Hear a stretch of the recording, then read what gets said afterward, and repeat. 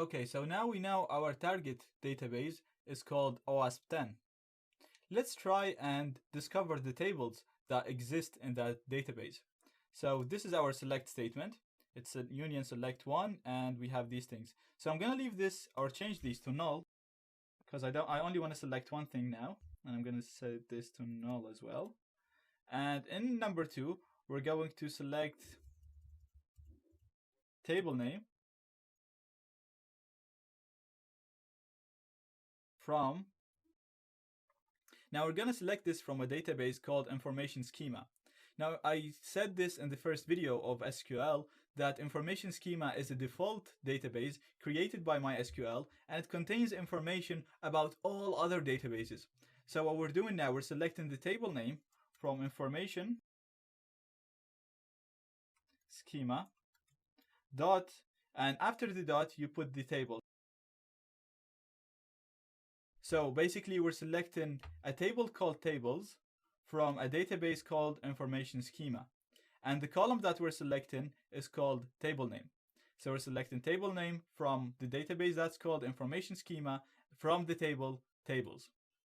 Let's execute this and see if we can get all the tables that exist in OWASP10 database.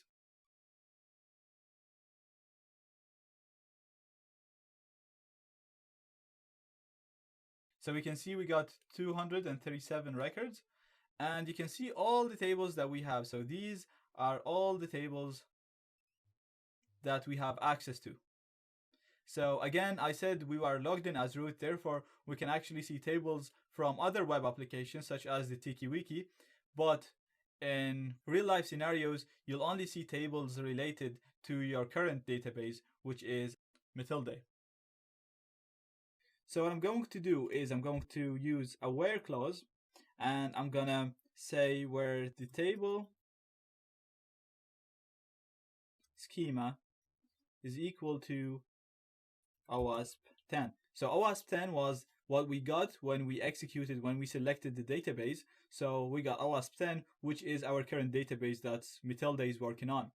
So we are using the same statement. We're selecting the table name from information schema tables, where the table schema is OWASP10. So I'm going to copy that and execute it here.